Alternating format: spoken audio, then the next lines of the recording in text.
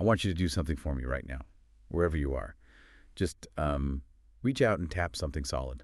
Yeah, like the steering wheel of your car or maybe a kitchen counter. Right, or just the desk in front of you. Yeah. Listen to that sound. Feel that resistance against your knuckles.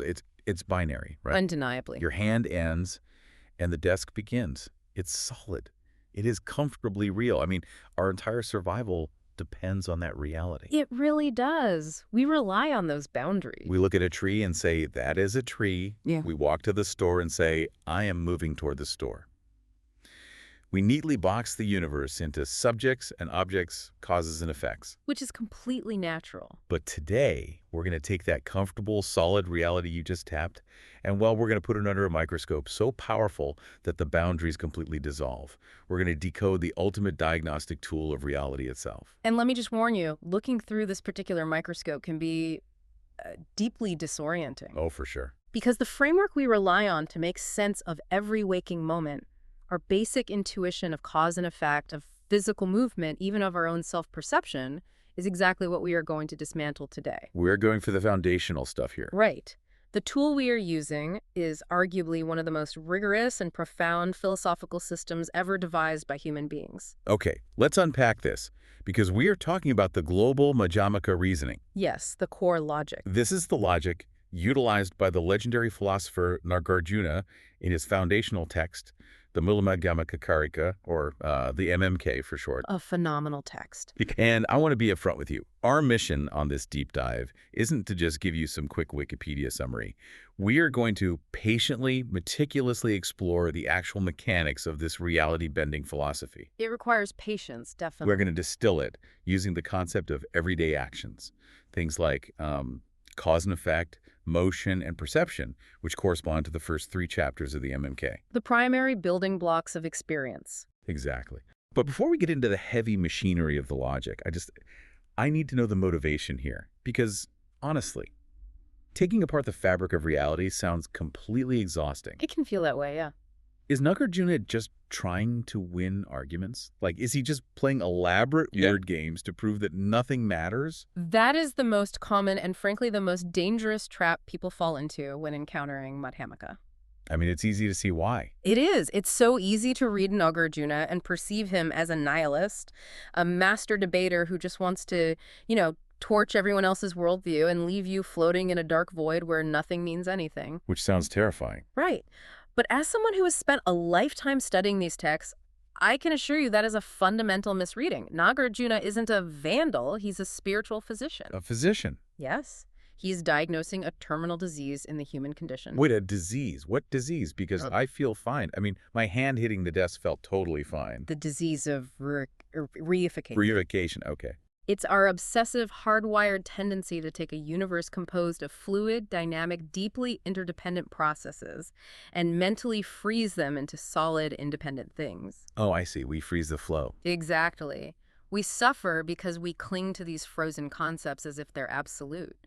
Nagarjuna isn't destroying reality. He is destroying our delusions about reality. So the logic is a cure. Yes. The logic we are about to explore is a universal diagnostic tool. It's a cure. By going through this analytical process, we're actually retraining our minds to see the world exactly as it is, rather than how our conceptual anxiety projects it to be. I love that. A spiritual physician trying to cure our addiction to solid objects. So let's step into the clinic. Where does the diagnosis begin? What's the first symptom we need to look for? The first symptom is how our ordinary dualistic mind naturally slices up reality. We have to recognize that human consciousness cannot seem to process an event without instantly constructing a triad. It's a triad, like a group of 3. Right. We carve the seamless flow of existence into 3 distinct spheres. Whenever an action occurs, the mind automatically generates an actor, the action itself, and a result or object. That's just how we think. It's an inescapable cognitive reflex.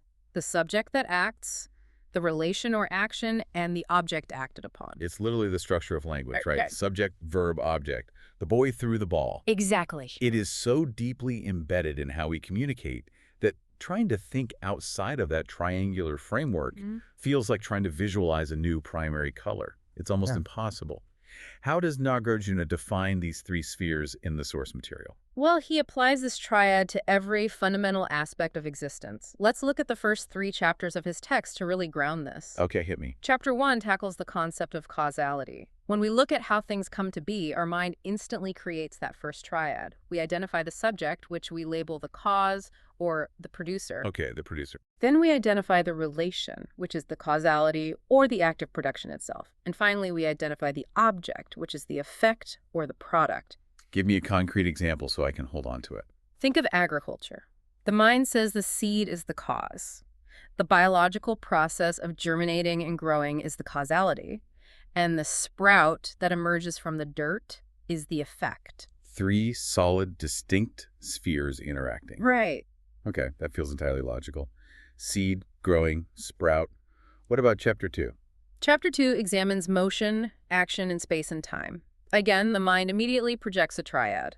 We identify the subject as the actor, the goer. The goer, okay. We identify the relation as the physical action of going, and the object is the result, the destination, or you could say the state of movement versus stillness. So if I'm listening to this on my commute right now, I am the goer, the driving of the car is the going, and the office is the destination. Exactly. And chapter 3 brings it even closer to home. It examines perception. Oh, this is the big one. Yes. This triad is the foundation of our subjective experience. We identify the actor as the perceiver, the knower. The relation is the action of perception, the cognition. And the result is the perceived object, the known. So my eye, the act of seeing, and the desk I'm looking at. Precisely. Okay, I'm with you. But here is where I'm going to push back a bit, because I want to listen to this like a skeptic. Please do. If I walk from my couch to my kitchen to get a glass of water, I am undeniably the goer. The physical exertion of my muscles is the going, and the kitchen, with its tile floor and refrigerator, is the destination. That's your conventional experience, yes. Right. And I exist entirely independently of the kitchen. If the house burns down, I still exist. If I die, the kitchen still exists. The walking is just a temporary bridge I build between us. Why is Nagarjuna calling this a delusion? My legs are definitely doing real work. Your skepticism is vital here. And it's important to clarify, Nagarjuna is not denying your conventional everyday experience. He's not saying I'm faking the walk to the kitchen. No, not at all. He is not saying that walking to the kitchen doesn't happen or that it doesn't result in you drinking water. Conventionally, functionality exists. Okay, good. What he is attacking is our deeply held, often subconscious belief in the absolute independent reality of those 3 categories. What do you mean by absolute independent reality? Our conceptual mind requires distinction. To survive and manipulate our environment, we have to draw sharp borders around phenomena. We label me here and kitchen over there. Right. We assume that you, the walker, have a solid, unchanging essence of you-ness that exists totally independently of the walking in the kitchen. We assume the kitchen has a solid kitchenness regardless of whether anyone walks into it. Which feels true. It feels true. But Nagarjuna asks us to look closer. Do these spheres actually possess the solid, self-contained essence we feel they do? I'm guessing he says no. He definitely says no. And to prove it, he introduces the core mechanism of his logic, the heavy machinery of Madhyamaka. We are going to subject these triads to the Tetralemma. The Tetralemma. Now, I know classic Western logic usually deals with a dilemma. 2 horns. Right, A or B. Yeah, true or false. The switch is on or it's off. How does a tetralemma work? Indian logic, and particularly Nagarjuna's application of it, expands the binary into 4 logical possibilities. 4 possibilities. Yes, to completely exhaust every conceivable conceptual framework the mind can hide behind. It is a 4-fold negation. Okay, break that down for me. He analyzes the relationship between the spheres by asking 4 questions. Are they inherently existent? Are they completely non-existent? Are they both existent and non-existent? Or are they neither existent nor non-existent? Wow, covering all the bases. He also applies this to identity. Yeah. Are the spheres inherently identical? Are they inherently different? Both? Yeah. Or neither? It sounds like he's sealing every single exit in a room so the ego can't escape. You can't just say, well, if it's not A, it must be B. No, you can't. He's going to prove it's not B, not both of them, and not neither of them. Precisely. And we cannot skip the hard work of going through this logic because the profound realization of Madhyamaka only comes when your conceptual mind genuinely exhausts itself against these 4 walls. Okay, I'm ready. Let's apply the Tetralemma exhaustively to our 3 examples, starting with chapter 1. Causality. The seed, the growing, the sprout. Yes. Let's look at the relationship of identity and difference between the cause and the effect. Okay, lay it on me. Let's start with identity. Are the cause and the effect inherently identical? If the seed and the sprout are exactly the same identical entity in an absolute sense, then the concepts of cause and effect collapse into complete absurdity. Because they just be one thing. Exactly. If the seed is the sprout, there is no need for the act of production because the sprout is already sitting there in your hand as a seed. Nothing new is produced. Right. It's like saying my raw eggs, flour, and sugar are absolutely identical to a baked cake.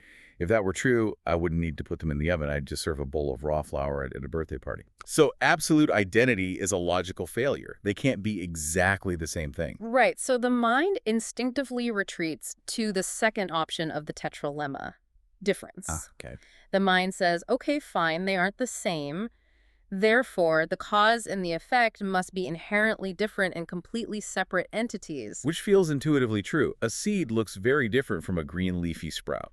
It looks different conventionally, yes, but we are looking for absolute inherent difference. Oh, right. The absolute core. If the seed is completely isolated in its own self-contained essence of seedness, and the sprout is completely isolated in its own self-contained essence of sproutness, then there is absolutely no intrinsic link between them. Wait, slow down. Why wouldn't there be a link? Because if two things are fundamentally absolutely separate in their essential nature, they cannot interact.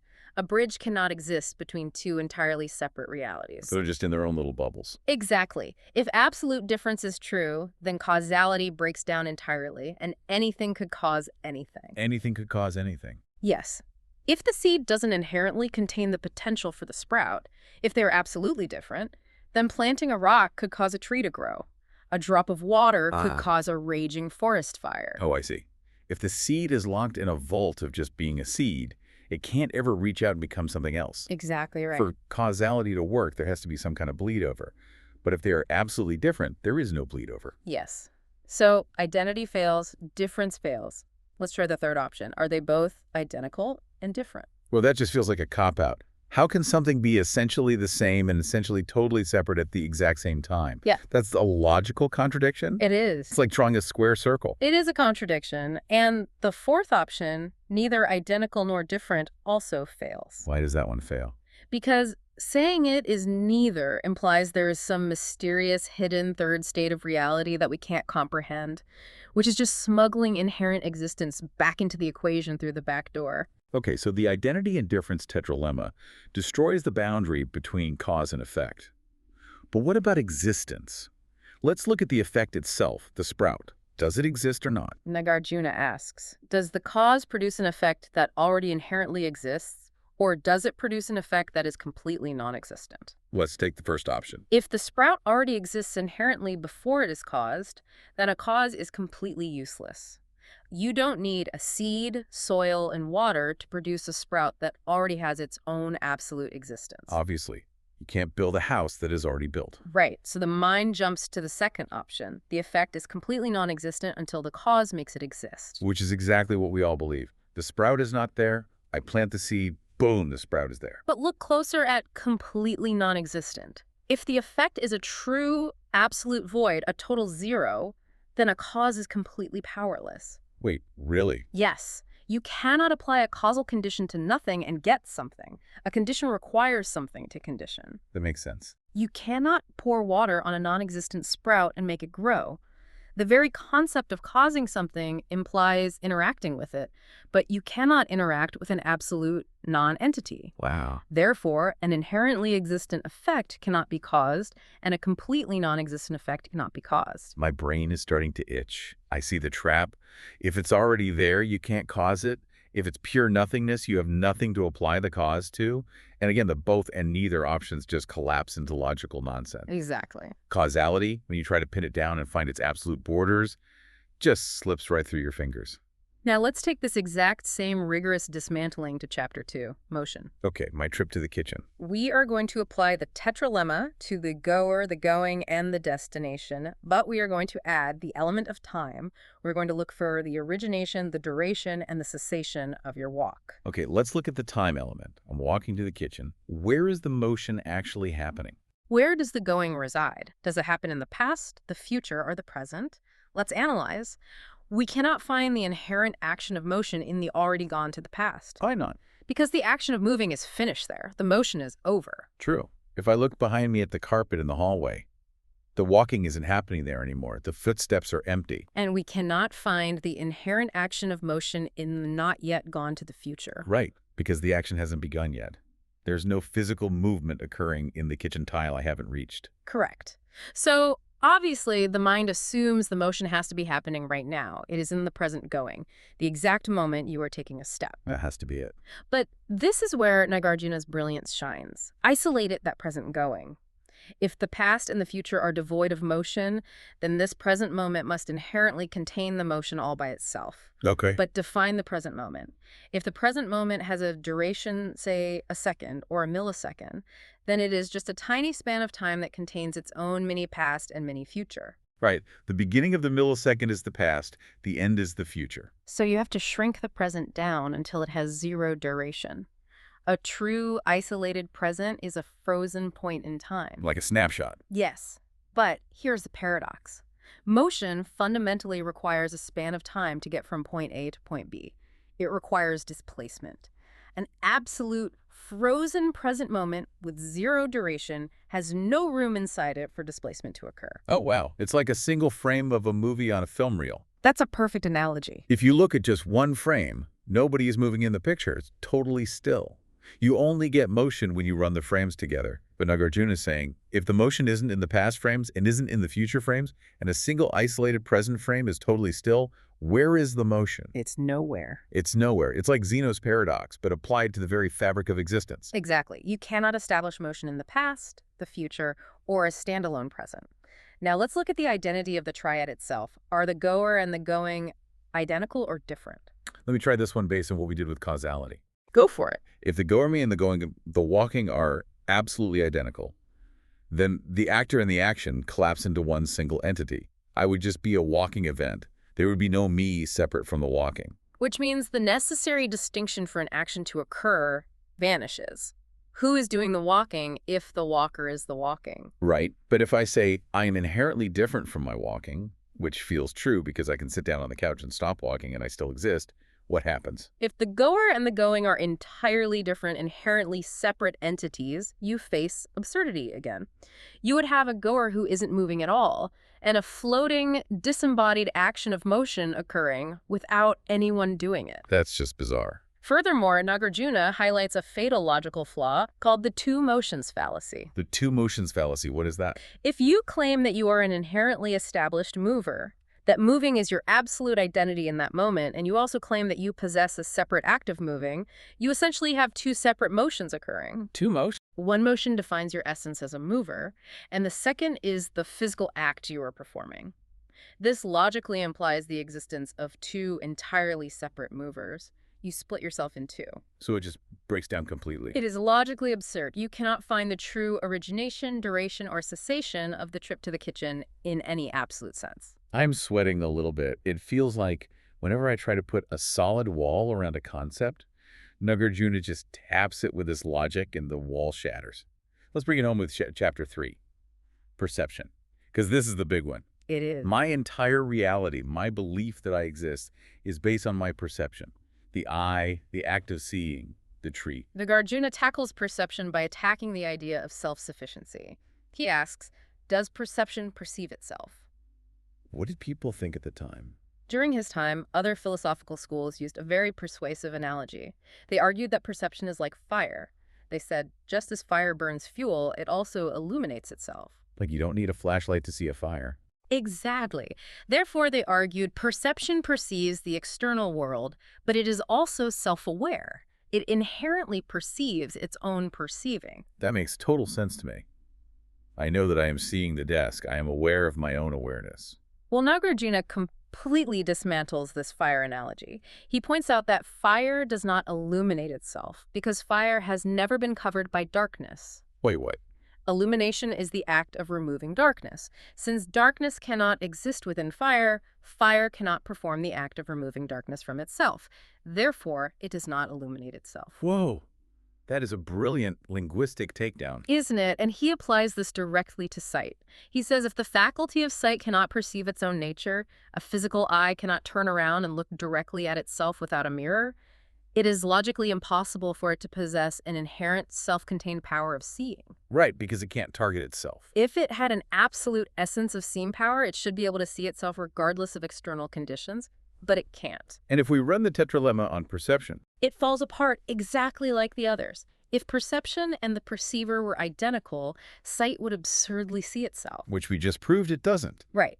If the perceiver, the action of perception, and the perceived object were entirely different and inherently separate, then sight could exist independently, floating in a void, disconnected from any object. But how can you have seeing if absolutely nothing is being seen? It is an impossible abstraction. Exactly. Furthermore, if the perceived object, the desk, is inherently separate, it exists totally independent of any observer. But how can a perceived object be defined as perceived if no one is looking at it? Okay, stop. Stop the clinic. Because as a listener, I am hitting a wall of panic. I understand the feeling. If I can't logically say that the cause, the motion, or the perception exist independently, and I also can't say they don't exist, what is left? I feel like you've just logically proven that I don't exist, the desk doesn't exist, and the space between us doesn't exist. This raises an important question, doesn't it? Yeah, because if I slap the desk, my hand still stings. Things function. Seeds do grow into sprouts. I do drink the water in the kitchen. How does anything function if nothing has a solid reality? That panic you were feeling, that profound friction between the logical deconstruction and your everyday functional reality is exactly where Nagarjuna wants you. Well, it's uncomfortable. It is, but the realization that the Tetralemma leaves us with zero solid logical ground to stand on regarding inherent existence leads us directly to the ultimate nature of these spheres. It forces us into what we call the two truths. Okay, throw me a lifeline. What are two truths? Because the Tetralemma leads to absurdity every single time we look for a solid essence, we must logically conclude that the three spheres are empty. They entirely lack inherent existence, or what the Sanskrit term calls svabhava. They are never absolute. This is the second truth. Emptiness. Emptiness. You have to be incredibly careful with that word, because to Western ears, emptiness just sounds like the terrifying void you told me Nagarjuna wasn't trying to create. It sounds like nihilism, like nothing matters, everything is empty. As a scholar, I spend half my time fighting this exact misinterpretation. Emptiness is not nihilism. So it's not just a black hole. No. Emptiness does not mean nothingness. It does not mean things do not exist at all.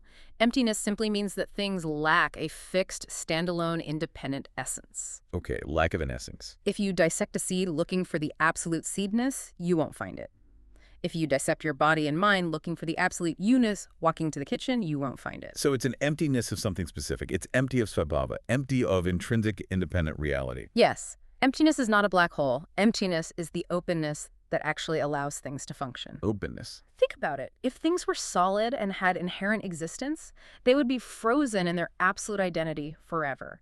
An inherently solid, unchangeable seed could never transform into a sprout. Oh, because it would just be locked into being a seed forever. Exactly. An inherently unchangeable you sitting on the couch could never transform into you standing in the kitchen. Emptiness is the necessary breathing room of the universe. That completely flips it. Yeah. So emptiness isn't the destruction of reality, it's the prerequisite for reality to happen. Exactly. Which brings us to the first truth, dependent origination. Dependent origination, let's unpack that. Because these spheres have no independent core, we conclude that they are entirely inseparable. They are dependently co-arisen. They rely entirely on each other to exist. They need each other. Yes. They are interdependent, co-defined, and co-evolving. They are merely co-imputed by the mind-mere designations we use as tools. Let's use an analogy for dependent origination. How do the sources explain this co-arising? The sources use a beautiful, powerful analogy for Chapter 3 on perception. Just as a child arises in dependence on a mother and a father, consciousness or perception arises only in dependence on a sense organ, like the physical eye, and an object, like a visual form. Wait, really think about that. You cannot have a child without parents. The very definition of child relies on the existence of the parents. And conversely, you cannot be a parent until you have a child. The identities are co-created simultaneously. That's wild. Similarly, you cannot have visual consciousness without an eye and a shape to look at. The perceiver, the perceiving, and the perceived arise together in the exact same instant. So one doesn't trigger the other in a sequence? No, one cannot possibly exist prior to or without the others. It is a package deal. Reading through the notes on this, the phrase that really struck me was that reality is a limitless and centerless fractal cycle. That's a great way to put it. That is such a vivid way to conceptualize dependent origination. It's not a straight line from A to B. It's an infinite feedback loop that constantly updates itself. Let's map that loop onto our 3 examples. Let's take chapter 1, causality. Okay. You have a seed, it causes a sprout. But the story doesn't freeze there. No, it doesn't. That effect, the sprout, immediately becomes the cause for the next stage, the stalk of the plant, which becomes the cause for the flower, which causes the fruit, which contains the next seed. Right. The effect continuously updates into a new cause. It is a centerless cycle because there is no absolute first cause you can pinpoint to start it all, and no absolute final effect where the universe just stops. It stretches infinitely backward and infinitely forward in a web of conditions. And it maps perfectly to chapter 2, motion, the cycle of the goer. Yes, trace that one. If I am standing in my living room at point A, I am the goer at origin. I take a step, I perform the going, and I reach point B in the hallway. Point B is my destination. Conventional, yes. But the millisecond my foot hits point B, my status instantly updates. I am no longer the goer arriving at destination. Point B becomes my new origin, and I am instantly redefined as the goer at origin for the next step toward point C in the kitchen. I am constantly being redefined by my own movement. And this brings us to chapter 3, perception, which is arguably the most profound application of this centerless fractal cycle.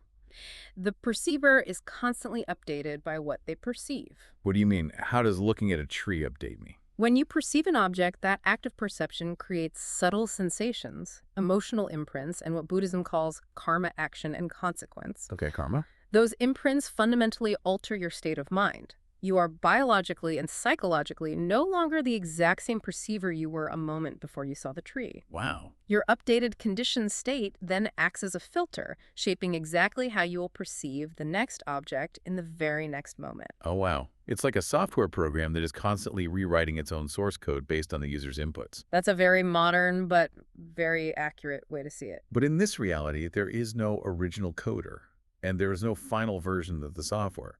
It's just constant co-evolution. The world I see is entirely dependent on my conditioned mind, and my conditioned mind is constantly reshaped by the world I interact with. This brings us to a crucial juncture. We have defined the 2 truths.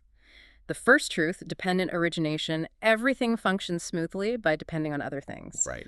And the second truth, emptiness, nothing, has a solid, independent core. But as a skeptical listener, you might still feel a tension here. Yeah, I do. Because how can these seemingly contradictory ideas coexist? How can a world be inherently empty, but still functionally result in me stubbing my toe and cursing in pain? That tension brings us to the profound realization of the union of the 2 truths. They are not contradictory at all. They are 2 sides of the exact same coin. 2 sides of the same coin. We must notice how one truth supports, implies, enables, and energizes the other. Phenomena are empty because they dependently arise, and they can only dependently arise because they are empty. Okay, let me make sure I'm locking this in. If things weren't empty, if the desk had a hard, permanent, impenetrable shell of absolute deskness, it would be completely frozen. It couldn't interact with my hand, it couldn't age, couldn't decompose. So dependent origination, the ability to change and interact, literally requires emptiness to function. Spot on. And conversely, because the desk dependently arises, it depends on the wood, the carpenter, the nails, your mind labeling it a desk, it cannot possibly possess an independent essence. Because it's made of other stuff. Exactly. Its existence is entirely borrowed from its conditions. Therefore, it is empty. Right. The 2 truths are inextricably, beautifully bound. And what's fascinating here is that Nagarjuna takes this logic to its absolute limit. He says that even the 2 truths themselves are empty. The emptiness of emptiness. Okay, my brain just did a backflip. What does the emptiness of emptiness mean? This is where Nagarjuna protects his system from becoming just another religion. It means we do not replace the old dogma of inherent existence with a shiny new dogma called emptiness. Oh, I see. Emptiness is not a metaphysical ultimate reality hiding behind the curtain of the universe. It is not a cosmic soup that everything floats in. Emptiness is just a diagnostic tool. It is a concept. And like all concepts, it is empty. So if I start worshiping emptiness as the ultimate truth, I've entirely missed the point. Exactly. If you cling to emptiness as a new absolute reality, the cure becomes a new poison. A new poison. That's powerful. The union of the two truths is a medicine designed to cure our grasping at solid objects. But once the disease is cured, you don't keep swallowing the medicine. You drop the concept of emptiness, too. That is incredibly radical. So it's a tool to break the illusion, but the tool itself isn't the final reality. Which leads us to the conclusion of this phase of the logic. We must conclude that the three spheres, the actor, the action, the result, are entirely illusory. Yes. The source texts use poetic words like reflections, mirages, dreams, or echoes. They are there, yet not there. Yes. The causal cycle of the seed, the physical movement of your commute, the vivid visual world you perceive, these are all co-created by the conditioned mind. The sources refer to this as a karmic mirage. A karmic mirage. Your past actions, your evolutionary habits, and your psychological conditioning shape the way your mind imputes these rigid triads onto the fluid flow of reality. You experience a world of sharp causes, discrete motions, and separated perceptions, but they are mirages. That just looks solid. Exactly. They appear functionally real to your senses, but when you investigate them with the tetralemma, you find absolutely no solid substance. Okay, I have to push back here again. The mirage analogy. Yeah. If I'm wandering the desert and I see a mirage of a lake and I dive into it, I get a mouthful of dry sand. The mirage doesn't function. Right. But if the wall of my house is a mirage and I run into it head first, it breaks my nose. The pain is real. The blood is real. Yeah. So how can you sit there and tell me the wall is just an illusion? This is a vital distinction, and it's where many people stumble. When Madhyamaka says the wall is like a mirage or an illusion, it absolutely does not mean the wall is a hallucination or that it doesn't exist conventionally. Okay. The pain of hitting the wall, the blood, the trip to the hospital, these are all very real in the conventional sense. The conventional functionality, the fact that the biological matter of your face interacts with the atomic structure of the wall according to the laws of physics, causing a neurological pain response, is exactly what dependent origination means. Right. The wall depends on the bricks. My face depends on its bone structure. The pain depends on my nervous system. It's all an interconnected web of causes and conditions. Exactly. It all functions perfectly according to those conditions. But, and this is the crux of the philosophy, that perfect conventional functionality does not give the wall an absolute independent reality. Because it's still a web. Right. The wall is entirely empty of an essential wallness. It is a temporary, fleeting aggregation of atoms, forces, and human conceptual labeling. If you zoom in. Yes. If you view that wall at a subatomic quantum level, it is almost entirely empty space. If you view it over a geological timescale of 1 million years, it's just a pile of scattered dust. That's true. The wall is a conventional truth we project onto reality so we can navigate the world and not break our noses. It is there functionally, but not there inherently. That is the illusion. Our mind taking the temporary functional appearance and mistaking it for an eternal, absolute essence. Okay. I am surviving the clinic so far. The wall is functionally real, but inherently empty. The two truths united. Good. But if we understand that reality is this deeply interconnected, centerless karmic mirage, well, how do we even talk about it? The very language I'm using, nouns, verbs, subjects, objects, implies solid things. It does. How do we conceptualize this reality without falling right back into the trap of language and starting the disease of reification all over again? That is the ultimate challenge of living with this philosophy. And it brings us to the next step of the diagnostic process. Once we recognize the illusory nature of the spheres, we use what is called the Generalized Tetralemma to completely transcend all conceptual frameworks. They're generalized tetralemma. So we take that fourfold negation we used earlier and we just apply it to literally every duality the human mind can conjure. Yes. We push the mind until language itself exhausts its utility. We conclude that the spheres cannot be many, they cannot be one, they cannot be both, they cannot be neither. Okay. They are not dual, not non-dual, not both, not neither. We say reality is not permanent, not impermanent, not both, not neither, not continuous, not discontinuous, not eternal, not annihilated, not pure, not impure. Wow, it really covers everything. And the most sweeping, radical generalization of all, reality is not this, not non-this, not both, and not neither for whatever this happens to be. Not this, not non this, not both, not neither. I have to admit, hearing that list of negations out loud at first sounds incredibly frustrating. It can feel that way. It sounds like you are just slapping my hand away every time I try to pick up a tool from the cognitive toolbox. But when I really sit with it and think about applying it, there is a radical, almost terrifying freedom in this concept. Oh. It is an end to the exhausting mental need to categorize the universe. We spend so much psychological energy trying to figure out if we are permanent souls or just biological machines that disappear when we die. Yes, we do. We agonize over whether we are fundamentally separate from the universe or if we are one with the universe. And Nagarjuna is basically standing there saying, drop it, put the tools down. You are asking the wrong questions because the questions themselves assume a solid, dualistic reality that simply doesn't exist. You have pinpointed the exact psychological relief that Madhyamaka aims to provide. The anxiety of the human condition is born from trying to force a fluid, centerless reality into rigid binary boxes. Yeah, that tension. When you exhaust the boxes, using the Generalized Tetralemma, you are left with peace. And this leads directly to the core attitude we must adopt. We conclude that the best attitude toward the three spheres, toward all relations, actions, and phenomena, is the middle way. The middle way. Now, I know the middle way doesn't just mean a compromise, like settling for lukewarm water instead of hot or cold. Definitely not. The sources outline this middle way in a manner that feels entirely paradoxical to our normal way of operating. They say the middle way is completely free from all extremes, free from this and non-this, but it's also free from the middle ground itself. Yes. There is nothing to accept, seek, or add in absolute terms, and nothing to reject, abandon, or subtract in absolute terms. Nothing to purify, nothing to change. It speaks to the ultimate ineffability of reality. Language inherently forces us into dualities. We have words for good and bad, self and other. In Buddhist terms, the ultimate duality is between samsara, the cycle of suffering and ignorance, and nirvana, liberation and enlightenment. But Nagarjuna famously and controversially demonstrates that there is not the slightest discernible difference between samsara and nirvana when viewed through the lens of the middle way. Wait, hold on, stop the tape. Samsara and nirvana are the exact same thing. How can the brutal cycle of human suffering be the exact same thing as ultimate liberation from suffering? Because both are entirely empty of inherent existence.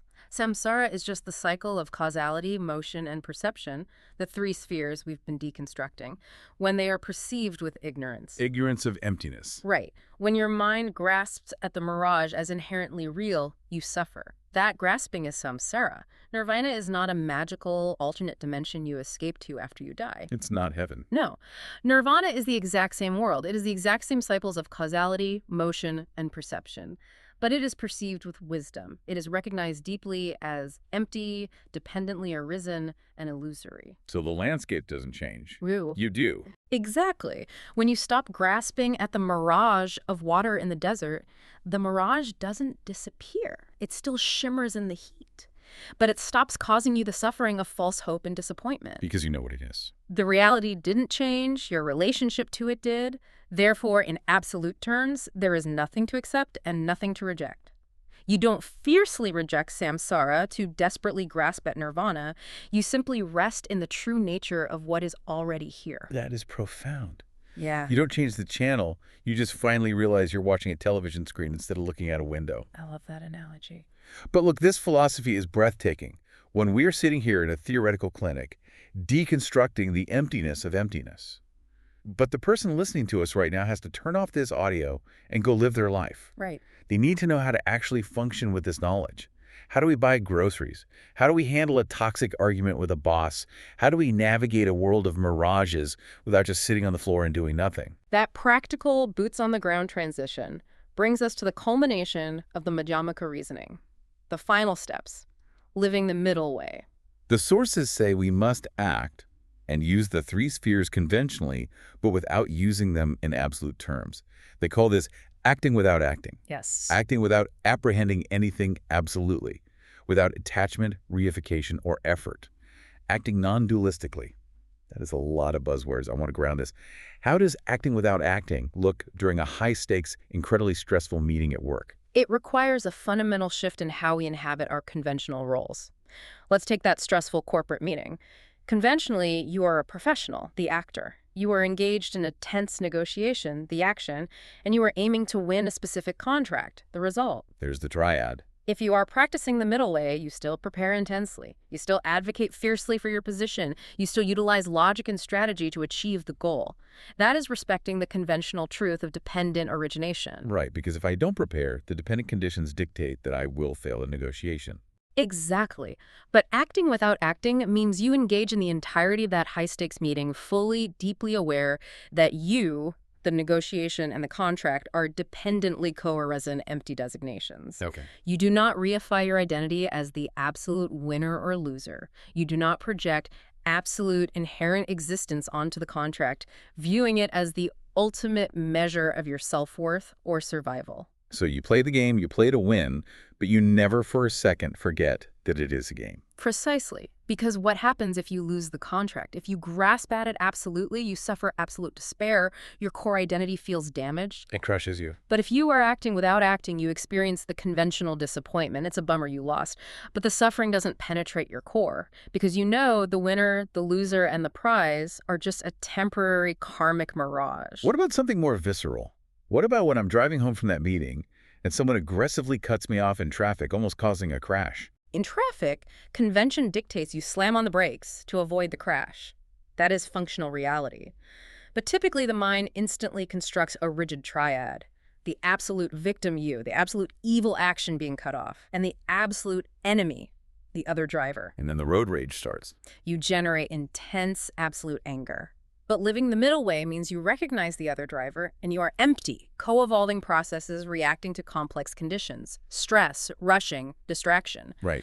You don't reify the driver into a solid villain. You act skillfully within the illusion to stay safe, using concepts as tools, fully aware they are just tools. It's resting in what the source text calls suchness, or tathata, just letting reality be exactly as it is without wrapping it in suffocating layers of absolute judgment, ego, and narrative. Beautifully said. And this leads us to the final transcendent conclusion of the logic. In this state of acting without acting, we perceive everything as primordially equal, pure, perfect, complete, divine, and one.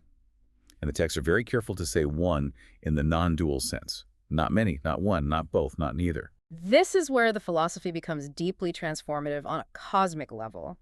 Let's return to that centerless fractal cycle of dependent origination we discussed. Okay. Because the perceiver and the perceived are constantly, intimately co-creating each other in every microsecond. The boundary between you as the individual and the world as the cosmos completely dissolves. Because there is no hard border. If I am made of my conditions, the food I eat, the air I breathe, the culture that shaped my thoughts, the people I interact with, where does the universe end and I begin? There is no beginning and no end. You are a temporary, beautiful nexus of causes and conditions, entirely inseparable from the collective. It's amazing to think about. Liberation is not an escape pod out of the cycle. It is engaging in the mirage without grasping. And when you truly logically internalize this, not just intellectually, but deep in your bones, boundless compassion arises completely naturally. Wait, why does compassion arise logically from emptiness? Because when the concept of the I is no longer seen as inherently separate from others, the suffering of the world is recognized as entirely inseparable from your own. Ah. You don't help others out of a strained sense of moral obligation or pity for separate beings. You act compassionately because the very idea of a separate, isolated self-hoarding resources or hoarding peace has been revealed as a logical absurdity. Like saving your own arm. Exactly. Your left hand doesn't need a moral philosophy to pull your right hand out of a fire. It just does it because they are part of the same system. Everything is primordially equal, pure, and perfect because everything is equally empty, equally dependently arisen, and infinitely interconnected. It is an overwhelming, breathtaking vision of reality. We started by looking at how our anxious minds slice the universe into rigid spheres, the cause, causality, and effect, the goer, the going, and the destination. The perceiver, the perception, and the perceived. We covered a lot of ground. We took Nagarjuna's Tetralemma, the heavy machinery, and we logically smashed those rigid spheres against the walls of identity, difference, and time, proving they cannot exist independently. Yes. We found that instead of a terrifying nihilistic void, this emptiness is the exact mechanism that allows for dependent origination, the limitless, centerless, fractal cycle of reality. We realize the union of the two truths, seeing that the world is a fully functioning karmic mirage. The mirage that functions. We use the generalized tetralemma to transcend our exhausting need to categorize the universe. And finally, we arrived at the middle way, acting without acting, living skillfully in a primordially pure reality where the illusory boundaries between self and other melt away into natural compassion. It is the ultimate diagnostic tool. And while we have spent this time laying out the logical framework, I must remind you that the actual practice of seeing the world this way, rewiring your conditioned mind to rest in this suchness, is the work of a lifetime. It's not going to happen overnight. No, but there is one final provocative implication of this reasoning that I think it's particularly powerful to leave you with today. Let's hear it. We have meticulously established that the perceiver, the perception, and the perceived world are a co-evolving karmic mirage. We deconstructed time, showing that the past is gone, the future is unwritten, and the present has no duration. Right. But if your very sense of time, your rigid, absolute categories of past, present, and future is just another triad completely lacking inherent existence, what happens to your crushing anxieties about the future or your heavy regrets about the past when you realize that now is the only illusion you ever actually have to work with? That is a profound thought to carry with you. When the past and future are empty, the burden of them vanishes. Thank you truly for taking this massive reality-bending journey with us today. Step out into your primordially perfect, dependently originated day. Tap the steering wheel, feel the desk. Experience the functional reality of your life, but try, just for a moment, to see the mirage for what it truly is.